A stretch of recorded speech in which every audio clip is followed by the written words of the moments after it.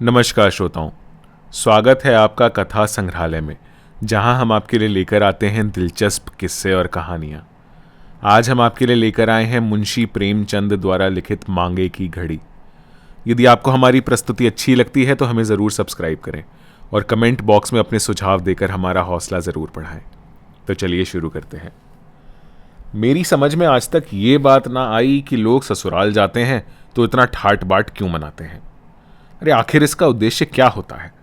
हम अगर लखपति तो क्या और रोटियों को मोहताज हैं तो क्या?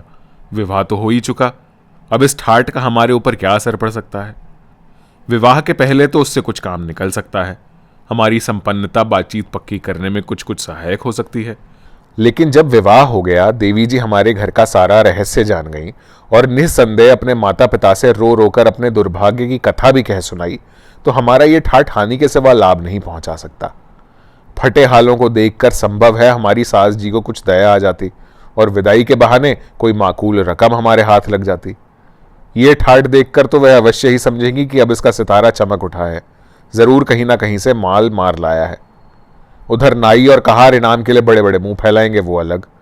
देवी जी को भी भ्रम हो सकता है, मगर ये सब जानते और समझते हुए मैंने परसाल होली में ससुराल जाने के लिए बड़ी बड़ी तैयारियां की। रेशमी अचकन जिंदगी में कभी ना पहनी थी, फ्लेक्स के बूटों का भी स्वप्न देखा करता था। अगर नकद रुपए देने का प्रश्न होता तो शायद यह स्वप्न स्वप्न ही रहता, पर एक दोस्त की कृपा से दोनों चीजें उधार मिल गईं। चमड़े का सूटकेस एक मित्र से मांग लाया। दरी फट गई थी और नई दरी उधार मिल भी सकती थी, लेकिन बिछावन ले जाने की मैंने जरूरत ना समझी। अब केवल रिस्ट वॉच की और कमी थी। यूं तो दोस्तों में कितने ही के पास रिस्ट वॉच थी, मेरे सिवा ऐसे अभागे बहुत कम होंगे जिनके पास रिस्ट वॉच ना हो, लेकिन मैं सोने की घड़ी चाहता था और वो केवल दानू के पास थी। मगर दानू से मेरी बेतकल्लुफी ना थी। दानू रूखा आदमी था, मंगनी की चीजों का लेना और देना दोनों ही पाप समझता था। ईश्वर ने माना है वह इस सिद्धांत का पालन कर सकता है, मैं कैसे कर सकता हूं? जानता था कि वह साफ इनकार करेगा, पर दिल न माना। खुशामद के बल पर मैंने अपने जीवन में बड़े बड़े काम कर दिखाए हैं। इसी खुशामद की बदौलत आज महीने में 30 रुपए फटकारता हूं। 1000 ग्रेजुएटों से कम उम्मीदवार ना थे, लेकिन सब मुंह ताकते रह गए और बंदा मूछों पर ताव देता हुआ घर आया। जब इतना बड़ा पाला मार लिया तो 2-4 दिन के लिए घड़ी मांग लाना कौन सा बड़ा मुश्किल काम था। शाम को जाने की तैयारी थी। प्रातःकाल दानू के पास पहुंचा और उनके छोटे बच्चे को, जो बैठक के सामने सहन में खेल रहा था, गोद में उठाकर लगा भीज भीज कर प्यार करने। दानू ने पहले तो मुझे आते देखकर जरा त्योरियां चढ़ाई थी, लेकिन मेरा यह वात्सल्य देखकर कुछ नरम पड़े। उनके ओठों के किनारे जरा फैल गए। बोले, खेल ले दो दुष्ट को, तुम्हारा कुर्ता मैला हुआ जाता है, मैं तो इसे कभी छूता भी नहीं। मैंने कृत्रिम तिरस्कार का भाव दिखाकर कहा, मेरा कुर्ता मैला हो रहा है ना, आप इसकी क्यों फिक्र करते हैं? वाह, ऐसा फूल सा बालक और उसकी ये कदर। तुम जैसों को तो ईश्वर नाहक संतान देता है, तुम्हें भारी मालूम होता है तो लाओ मुझे दे दो। ये कहकर मैंने बालक को कंधे पर बिठा लिया और सहन में कोई 15 मिनट तक उचकता फिरा। बालक खिलखिलाता था और मुझे दम ना लेने देता था। यहां तक कि दानू ने उसे मेरे कंधे से उतारकर जमीन पर बैठा दिया और बोले, कुछ पान पत्ता तो लाया नहीं, उल्टे सवारी कर बैठा, जा अम्मा से पान बनवा ला। बालक मचल गया। मैंने उसे शांत करने के लिए दानू को हल्के हाथों 2-3 धप जमाए और उनकी रिस्ट वॉच से सुसज्जित कलाई पकड़कर बोला, ले लो बेटा, इनकी घड़ी ले लो, ये बहुत मारा करते हैं तुम्हें। आप तो घड़ी लगाकर बैठे हैं और हमारे मुन्ने के पास नहीं। मैंने चुपके से रिस्ट वॉच खोलकर बालक की बाह में बांध दी और तब उसे गोद में उठाकर बोला, भैया अपनी घड़ी हमें दे दो। सयाने बाप के बेटे भी सयाने होते हैं। बालक ने घड़ी को दूसरे हाथ से छिपाकर कहा, तुमको नहीं देंगे। मगर अंत में मैंने उसे फुसलाकर घड़ी ले ली और अपनी कलाई पर बांध ली। बालक पान लेने चला गया। दानू बाबू अपनी घड़ी के गुणों की प्रशंसा करने लगे। ऐसी सच्ची समय बताने वाली घड़ी आज तक कम से कम मैंने नहीं देखी। मैंने अनुमोदन किया। है भी तो स्विस। दानू बोले, अजी स्विस होने से क्या होता है, लाखों स्विस घड़ियां देख चुका हूं, किसी को सर्दी, किसी को जुकाम, किसी को कठिया, किसी को लकवा, जब देखिए तब अस्पताल में पड़ी हैं। घड़ी की पहचान चाहिए और ये कोई आसान काम नहीं। कुछ लोग समझते हैं बहुत दाम खर्च कर देने से अच्छी घड़ी मिल जाती है। मैं कहता हूं तुम गधे हो। दाम खर्च करने से ईश्वर नहीं मिला करता, ईश्वर मिलता है ज्ञान से, और घड़ी भी मिलती है ज्ञान से। फॉसेट साहब को तो जानते होंगे, बस बंदा ऐसों ही की खोज में रहता है। एक दिन आकर बैठ गया, शराब की चाट थी, जेब में रुपए नदारद। मैंने 25 रुपए में यह घड़ी ले ली। इसको 3 साल होते हैं और आज तक 1 मिनट का फर्क नहीं पड़ा। कोई इसके 100 आंकता है, कोई 200, कोई 350, कोई 450, मगर मैं कहता हूं तुम सब गधे हो। 1000 के नीचे ऐसी घड़ी नहीं मिल सकती। पत्थर पर पटक दो, क्या मजाल की बल भी आए। मैंने कहा, तब तो यार एक दिन के लिए मंगनी दे दो, बाहर जाना है, औरों को भी इसकी करामात सुनाऊंगा। दानू बोला, मंगनी तो तुम जानते हो मैं कोई चीज नहीं देता। क्यों नहीं देता, इसकी कथा सुनाने बैठूं तो अलिफ लैला की दास्तान हो जाए। उसका सारांश यह है कि मंगनी में चीज देना मित्रता की जड़ खोदना, मुरव्वत का गला घोटना और अपने घर आग लगाना है। आप बहुत उत्सुक मालूम होते हैं, इसलिए 2-1 घटनाएं सुना ही दूं। आपको फुर्सत है ना? हाँ, आज तो दफ्तर बंद है, तो सुनिए। एक साहब लालटेने मंगनी ले गए, लौटाने आए तो चिमनियां सब टूटी हुई। पूछा ये आपने क्या किया, तो बोले जैसे गई थी वैसी आई। ये तो आपने नहीं कहा था कि इनके बदले नई लालटेने ला दूंगा। वाह साहब वाह, ये अच्छा रोजगार निकाला। बताइए क्या करता। एक दूसरे महाशय कालीन ले गए, बदले में एक फटी हुई दरी ले आए। पूछा तो बोले साहब आपको तो ये दरी भी मिल गई, मैं किसके सामने जाकर रहूं, मेरी 5 कालीनों का पता नहीं, कोई साहब सब समेट ले गए। बताइए अब उनसे क्या कहता। तब से मैंने कान पकड़े कि अब किसी के साथ ये व्यवहार ना करूंगा। सारा शहर मुझे बेमुरव्वत, मक्खी चूस और जाने क्या क्या कहता है, पर मैं परवाह नहीं करता। लेकिन आप बाहर जा रहे हैं और बहुत से आदमियों से आपकी मुलाकात होगी। संभव है कोई इस घड़ी का ग्राहक निकल आए, इसलिए आपके साथ इतनी सख्ती ना करूंगा। हाँ, इतनी अवश्य कहूंगा कि मैं इसे निकालना चाहता हूं और आपसे मुझे सहायता मिलने की पूरी उम्मीद है। अब कोई दाम लगाए तो मुझसे आकर कहिएगा। मैं यहां से कलाई पर घड़ी बांधकर चला तो जमीन पर पांव न पड़ते थे। घड़ी मिलने की इतनी खुशी ना थी जितनी एक मुड्ढ पर विजय पाने की। कैसा फांसा है बच्चा को। वो समझते थे कि मैं ही बड़ा सयाना हूं, ये नहीं जानते थे कि यहां उनके भी गुरु घंटाल हैं। उसी दिन शाम को मैं ससुराल जा पहुंचा। अब वह गुत्थी खुली कि लोग क्यों ससुराल जाते वक्त इतना ठाठ करते हैं। घर में हलचल पड़ गई। मुझ पर किसी की निगाह न थी। सभी मेरा साज सामान देख रहे थे। कहार पानी लाने दौड़ा, एक साला मिठाई की तश्तरी लाया, दूसरा पान की। नाइन झांक कर देख गई और ससुर जी की आंखों में तो ऐसा गर्व झलक रहा था मानो संसार को उनके निर्वाचन कौशल पर सिर झुकाना चाहिए। 30 रुपए महीने का नौकर उस वक्त ऐसी शान से बैठा हुआ था जैसे बड़े बाबू दफ्तर में बैठते हैं। कहार पंखा झल रहा था, नाइन पांव धो रही थी, एक साला बिछावन बिछा रहा था, दूसरा धोती लिए खड़ा था कि मैं पजामा उतारूं। ये सब इसी ठाठ की करामात थी। रात को देवी जी ने पूछा, सब रुपए उड़ाए कि कुछ बचा भी है? मेरा सारा प्रेम उत्साह शिथिल पड़ गया। ना क्षेम, ना कुशल, ना प्रेम की कोई बातचीत, बस हाय रुपए, हाय रुपए। जी में आया कि इसी वक्त उठकर चल दूं, लेकिन जब्त कर गया। बोला, मेरी आमदनी जो कुछ है वो तो तुम्हें मालूम ही है। मैं क्या जानूं तुम्हारी क्या आमदनी है। कमाते होगे अपने लिए, मेरे लिए क्या करते हो? तुम्हें तो भगवान ने औरत बनाया होता तो अच्छा होता, रात दिन कंघी चोटी किया करते। तुम नाहक मर्द बने, अपने शौक सिंगार से बचत ही नहीं, दूसरों की फिक्र क्या करोगे? मैंने झुंझलाकर कहा, क्या तुम्हारी यही इच्छा है कि इसी वक्त चला जाऊं? देवी जी ने भी त्योरियां चढ़ाकर कहा, चले क्यों नहीं जाते? मैं तो तुम्हें बुलाने ना गई थी, या मेरे लिए कोई रोकड़ लाए हो? मैंने चिंतित स्वर में कहा, तुम्हारी निगाह में प्रेम का कोई मूल्य नहीं, जो कुछ है वो रोकड़ ही है। देवी जी ने त्योरियां चढ़ाए हुए ही कहा, प्रेम अपने आप से करते होगे, मुझसे तो नहीं करते। तुम्हें पहले तो ये शिकायत कभी ना थी, इससे ये तो तुमको मालूम हो ही गया कि मैं रोकर की परवाह नहीं करती। लेकिन देखती हूँ कि ज्यों ज्यों तुम्हारी दशा सुधर रही है, तुम्हारा हृदय भी बदल रहा है। इससे तो यही अच्छा था कि तुम्हारी वही दशा बनी रहती। तुम्हारे साथ उपवास कर सकती हूँ, फटे चीथड़े पहनकर दिन रात काट सकती हूँ, लेकिन ये नहीं हो सकता कि तुम चैन करो और मैं मैके में परी भाग्य को रोया करूँ। मेरा प्रेम उतना सहनशील नहीं है।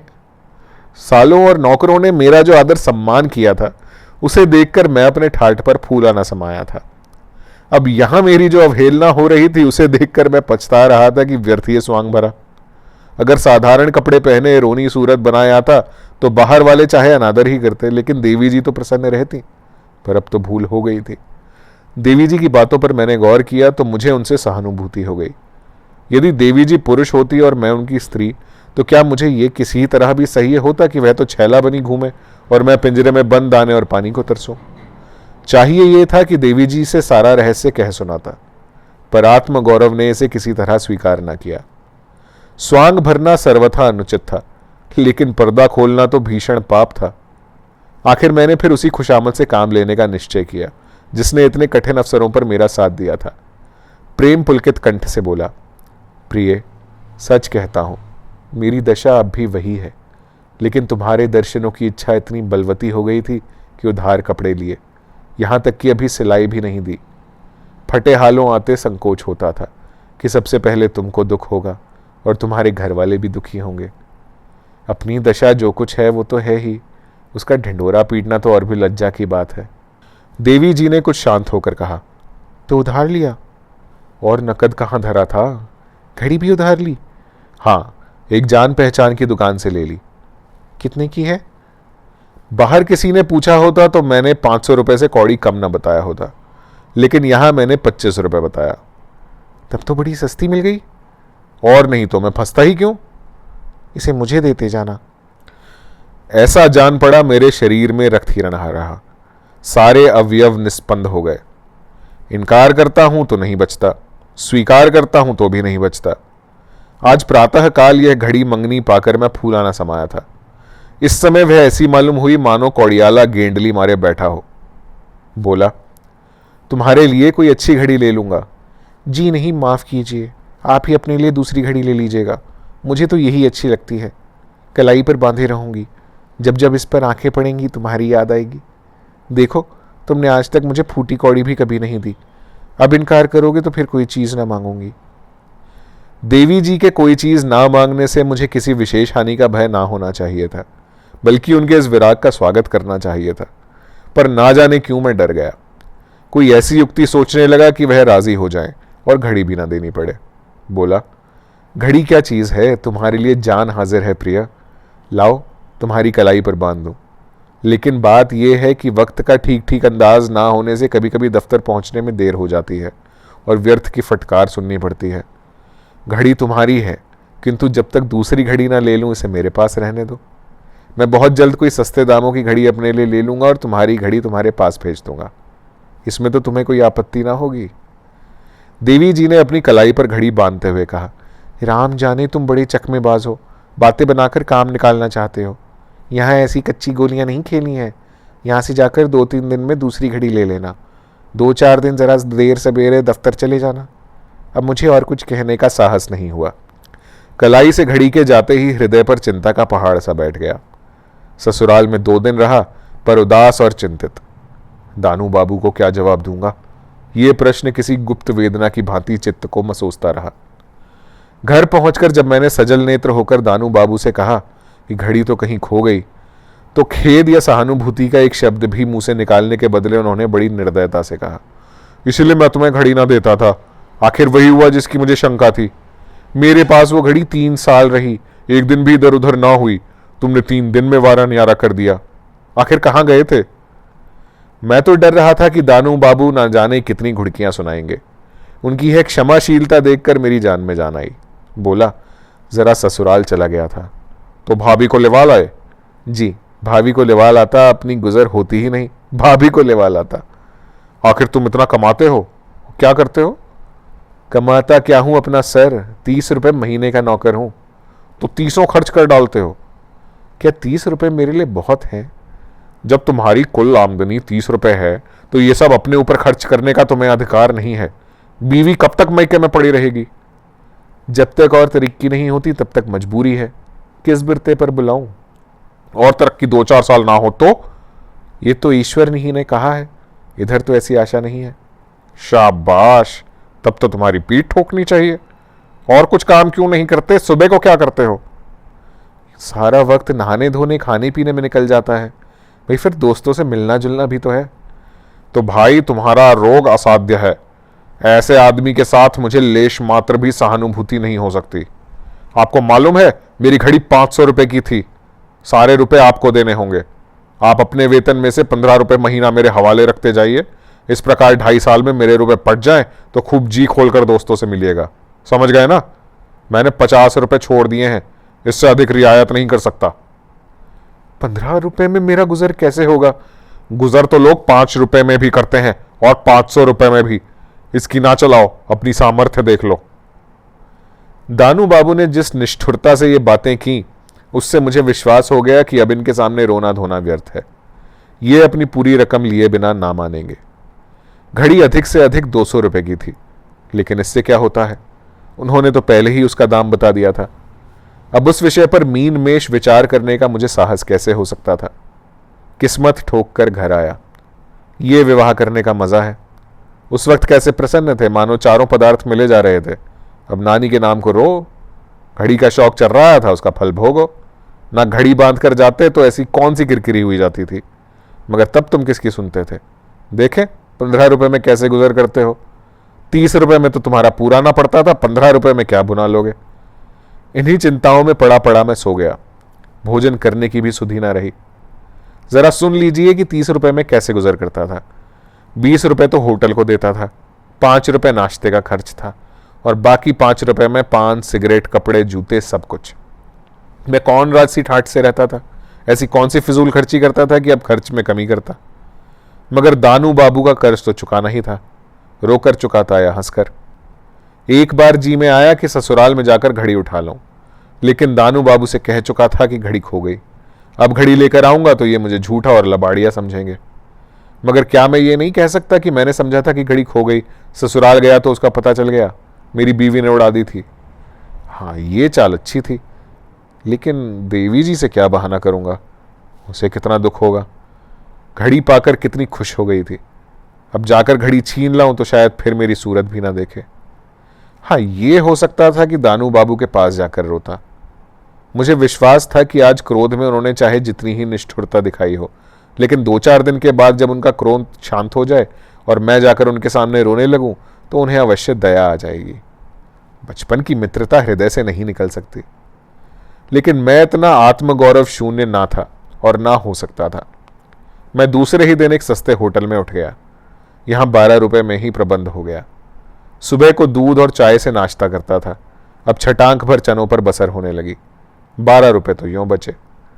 पान, सिगरेट आदि की मद में 3 रुपए और कम किए और महीने के अंत में साफ 15 रुपए बचा लिए। ये विकट तपस्या थी। इंद्रियों का निर्दय दमन ही नहीं, पूरा संन्यास था।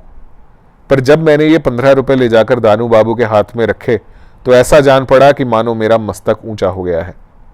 ऐसे गौरवपूर्ण आनंद का अनुभव मुझे जीवन में कभी ना हुआ था। दानू बाबा ने सह्रदता के स्वर में कहा, बचाए या किसी से मांग लाए?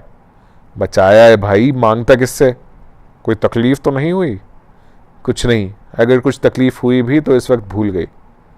सुबह को तो अब भी खाली रहते हो, आमदनी कुछ और बढ़ाने की फिक्र क्यों नहीं करते? चाहता तो हूं कि कोई काम मिल जाए तो कर लूं, पर मिलता ही नहीं। यहां से लौटा तो मुझे अपने हृदय में एक नवीन बल, एक विचित्र स्फूर्ति का अनुभव हो रहा था। अब तक जिन इच्छाओं को रोकना कष्टप्रद जान पड़ता था, अब उनकी ओर ध्यान भी ना जाता था। जिस पान की दुकान को देखकर चित्त अधीर हो जाता था, उसके सामने से मैं सिर उठाए निकल जाता था, मानो अब मैं उस सतह से कुछ ऊंचा उठ गया हूं। सिगरेट, चाय और चाट, अब इनमें से किसी पर भी चित्त आकर्षित ना होता था। प्रातःकाल भीगे हुए चने, दोनों जून रोटी और दाल, बस इसके सिवा मेरे लिए और सभी चीजें त्याज्य थीं। सबसे बड़ी बात तो ये की थी कि मुझे जीवन से विशेष रुचि हो गई थी। मैं जिंदगी से बेजार, मौत के मुंह का शिकार बनने का इच्छुक ना था। मुझे ऐसा आभास होता था कि मैं जीवन में कुछ कर सकता हूं। एक मित्र ने एक दिन मुझसे पान खाने के लिए बड़ा आग्रह किया, पर मैंने ना खाया। तब वो बोले, तुमने तो यार पान छोड़कर कमाल कर दिया। मैं अनुमान ही ना कर सकता था कि तुम पान छोड़ दोगे। भाई हमें भी कोई तरकीब बताओ। मैंने मुस्कुरा कर कहा, उसकी तरकीब यही है कि पान ना खाओ। जी तो नहीं मानता। आप ही मान जाएगा। बिना सिगरेट पिए तो मेरा पेट फूलने लगता है। फूलने दो, आप पिचक जाएगा। अच्छा तो लो, आज मैंने पान सिगरेट छोड़ा। तुम क्या छोड़ोगे? तुम नहीं छोड़ सकते। मैंने उनको उत्तेजित करने के लिए यह शंका की थी। इसका यथेष्ट प्रभाव पड़ा। वह दृढ़ता से बोले, भाई तुम यदि छोड़ सकते हो तो मैं भी छोड़ सकता हूं। मैं तुमसे किसी बात में कम नहीं हूं। अच्छी बात है, देखूंगा, देख लेना। मैंने इन्हें आज तक पान या सिगरेट का सेवन करते नहीं देखा। 5वें महीने में मैं जब रुपए लेकर दानू बाबू के पास गया, सच मानो वह टूटकर मेरे गले से लिपट गए। बोले, हो तो यार तुम धुन के पक्के, मगर सच कहना, मुझे मन में कोसते तो नहीं? मैंने हंसकर कहा, अब तो नहीं कोसता, मगर पहले जरूर कोसता था। अब क्यों इतनी कृपा करने लगे? इसलिए कि मुझ जैसी स्थिति के आदमी को जिस तरह रहना चाहिए वो तुमने सिखा दिया। मेरी आमदनी में आधा मेरी स्त्री का है, पर अब तक मैं उसका हिस्सा भी हड़प कर जाता था। अब मैं इस योग्य हो रहा हूं कि उसका हिस्सा उसे दे दूं या स्त्री को अपने साथ रखूं। तुमने मुझे बहुत अच्छा पाठ दे दिया। अगर तुम्हारी आमदनी कुछ बढ़ जाए तो फिर उसी तरह रहने लगोगे? नहीं, कदापि नहीं, अपनी स्त्री को बुला लूंगा। अच्छा, तो खुश हो जाओ, तुम्हारी तरक्की हो गई है। मैंने अविश्वास के भाव से कहा, मेरी तरक्की अभी क्या होगी? अभी मुझसे पहले के लोग पड़े नाक रगड़ रहे हैं। कहता हूं मान जाओ, मुझसे तुम्हारे बड़े बाबू कहते थे। मुझे अब भी विश्वास ना आया, पर मारे कुतूहल के पेट में चूहे दौड़ रहे थे। उधर दानू बाबू अपने घर गए, इधर मैं बड़े बाबू के घर पहुंचा। बड़े बाबू बैठ अपनी बकरी दूह रहे थे। मुझे देखा तो झेंपते हुए बोले, क्या करें भाई, आज ग्वाला नहीं आया, इसीलिए यह बला गले पड़ी। चलो बैठो। मैं कमरे में जा बैठा।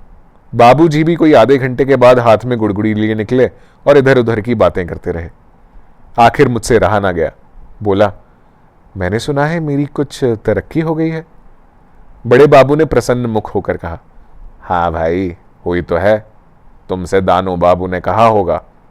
जी हाँ, अभी कहा है, मगर मेरा नंबर तो अभी नहीं आया।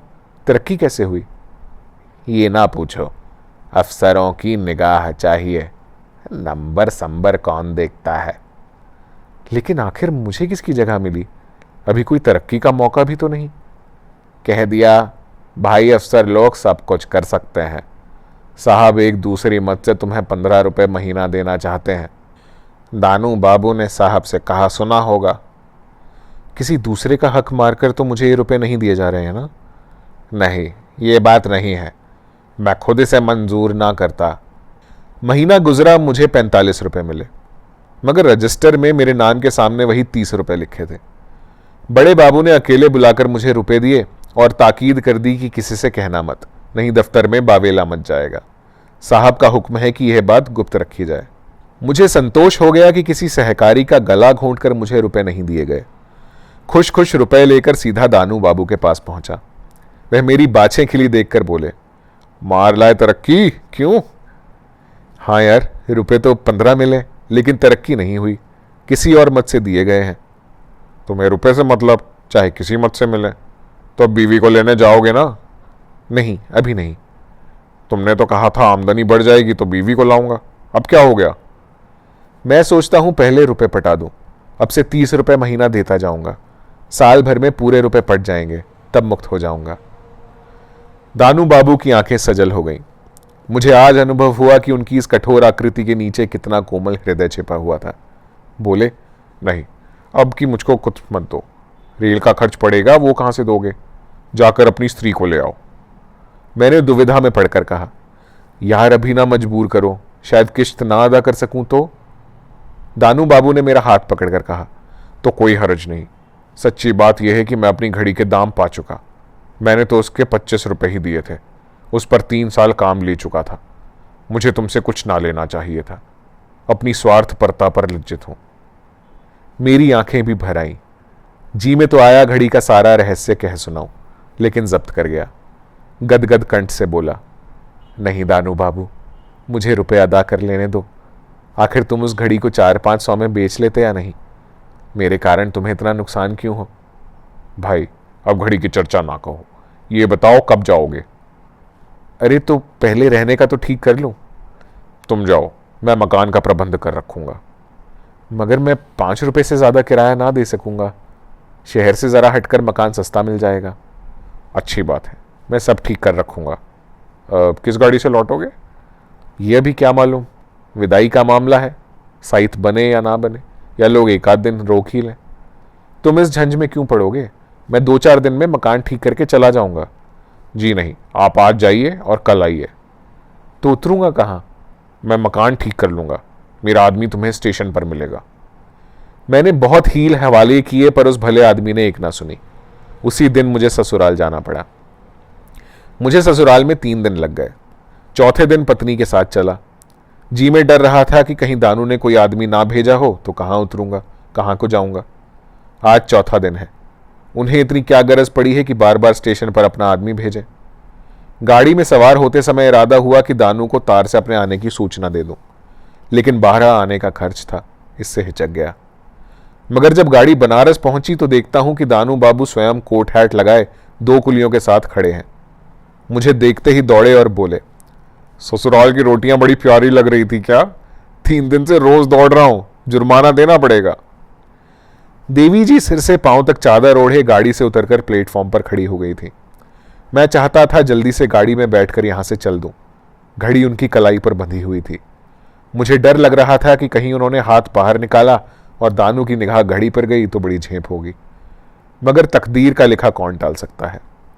मैं देवी जी से दानू बाबू की सज्जनता का खूब बखान कर चुका था।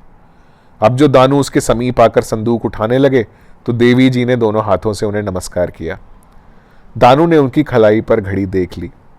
उस वक्त तो क्या बोलते, लेकिन ज्यों ही देवी जी को एक तांगे पर बिठाकर हम दोनों दूसरे तांगे पर बैठकर चले, दानू ने मुस्कुरा कर कहा, क्या घड़ी देवी जी ने छिपा दी थी? मैंने शर्माते हुए कहा, नहीं यार, मैं ही दे आया था। दे क्या आया था, उन्होंने मुझसे छीन ली थी। दानू ने मेरा तिरस्कार करके कहा, तुम मुझसे झूठ क्यों बोले? फिर क्या करता? अगर तुमने साफ कह दिया होता तो शायद मैं इतना कमीना नहीं हूं कि तुमसे उसका तावाना वसूल करता। लेकिन खैर, ईश्वर का कोई काम मसलहत से खाली नहीं होता। तुम्हें कुछ दिनों ऐसी तपस्या की जरूरत थी। मकान कहाँ ठीक किया है? वहीं तो चल रहा हूं। क्या तुम्हारे घर के पास ही है? तब तो बड़ा मजा रहेगा। हाँ, मेरे घर से मिला हुआ है, मगर बहुत सस्ता। दानू बाबू के द्वार पर दोनों तांगे रुके। आदमियों ने दौड़कर असबाब उतारना शुरू किया। एक क्षण में दानू बाबू की देवी जी घर में से निकलकर तांगे के पास आई और पत्नी जी को साथ ले गई। मालूम होता था ये सारी बातें पहले ही से सदी बदी थी। मैंने कहा, तो ये कहो कि हम तुम्हारे बिना बुलाए मेहमान हैं। अब तुम अपनी मर्जी का कोई मकान ढूंढ लेना, 10-5 दिन तो यहां रहो। लेकिन मुझे यह जबरदस्ती की मेहमानी अच्छी न लगी। मैंने तीसरे ही दिन एक मकान तलाश कर लिया। विदा होते समय दानू ने 100 रुपए लाकर मेरे सामने रख दिए और कहा, यह तुम्हारी अमानत है, लेते जाओ। मैंने विस्मय से पूछा, मेरी अमानत कैसी? दानू ने कहा, 15 रुपए के हिसाब से 6 महीने के 70 रुपए हुए और 10 रुपए सूद। मुझे दानू की यह सज्जनता बोझ के समान लगी। बोला, तो तुम ये घड़ी ले लेना चाहते हो? फिर घड़ी का जिक्र किया तुमने, उसका नाम मत लो। तुम मुझे चारों ओर से दबाना चाहते हो? हाँ, दबाना चाहता हूं। फिर तुम्हें आदमी बना देना चाहता हूं, नहीं तो उम्र भर तुम यहां होटल की रोटियां तोड़ते और तुम्हारी देवी जी वहां बैठी तुम्हारे नाम को रोती। कैसी शिक्षा दी है, इसका एहसान तो ना मानोगे। यों कहो तो आप मेरे गुरु बने हुए थे। जी हां, ऐसे गुरु की तुम्हें जरूरत थी। मुझे विवश होकर घड़ी का जिक्र करना पड़ा। डरते डरते बोला, तो भाई घड़ी? फिर तुमने घड़ी का नाम लिया। तुम खुद मुझे मजबूर कर रहे हो।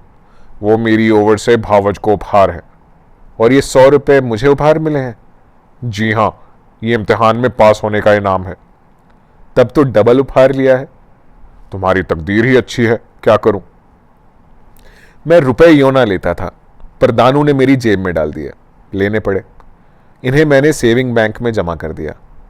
10 रुपए महीने पर मकान लिया था। 30 रुपए महीने खर्च करता था। 5 रुपए बचने लगे। अब मुझे मालूम हुआ कि दानू बाबू ने मुझे 6 महीना तक यह तपस्या ना कराई होती तो सचमुच में न जाने कितने दिनों तक देवी जी को मैके में पड़ा रहने देता। उसी तपस्या की बरकत थी कि आराम से जिंदगी कट रही थी। ऊपर से कुछ ना कुछ जना होता जाता था। मगर घड़ी का किस्सा मैंने आज तक देवी जी से नहीं कहा। 5वें महीने में मेरी तरक्की का नंबर आया। तरक्की का परवाना मिला। मैं सोच रहा था कि देखूं अब की दूसरी मद वाले 15 रुपए मिलते हैं या नहीं। पहली तारीख को वेतन मिला, वही 45 रुपए। मैं एक क्षण खड़ा रहा कि शायद बड़े बाबू दूसरी मद वाले रुपए भी दें। जब और लोग अपने अपने वेतन लेकर चले गए तो बड़े बाबू बोले, क्या अभी भी लालच घेरे हुए है? अब और कुछ ना मिलेगा? मैंने लज्जित होकर कहा, जी नहीं, इस ख्याल से नहीं खड़ा हूं।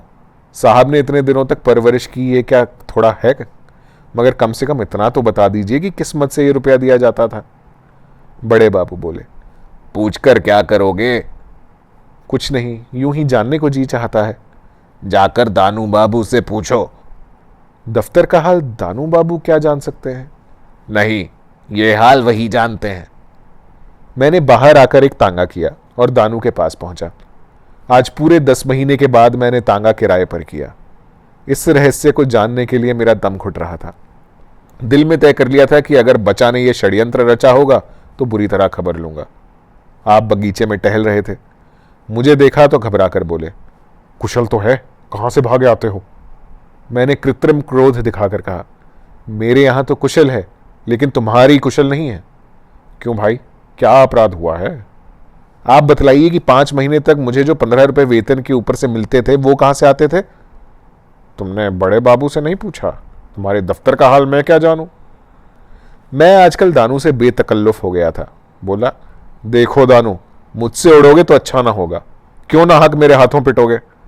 पीटना चाहो तो पीट लो भाई, सैकड़ों ही बार पीटा है, एक बार और सही। बार पर से जो ढकेल दिया था उसका निशान बना हुआ है, ये देखो। तुम टाल रहे हो और मेरा दम घुट रहा है। सच बताओ, क्या बात थी? बात कुछ नहीं थी। मैं जानता था कि कितनी ही किफायत करोगे, 30 रुपए में तुम्हारा गुजरना होगा, और ना सही दोनों वक्त रोटियां तो हों। बस इतनी बात है। अब इसके लिए जो चाहो दंड दो। तो ये थी आज की कहानी। उम्मीद है आपको अच्छी लगी होगी। यदि आपको हमारी प्रस्तुति पसंद आई तो हमें ज़रूर सब्सक्राइब करें और कमेंट बॉक्स में अपने सुझाव देकर हमारा हौसला ज़रूर बढ़ाएं। ऐसी ही एक और दिलचस्प कहानी के साथ आपके सामने फिर प्रस्तुत होंगे। तब तक के लिए नमस्कार।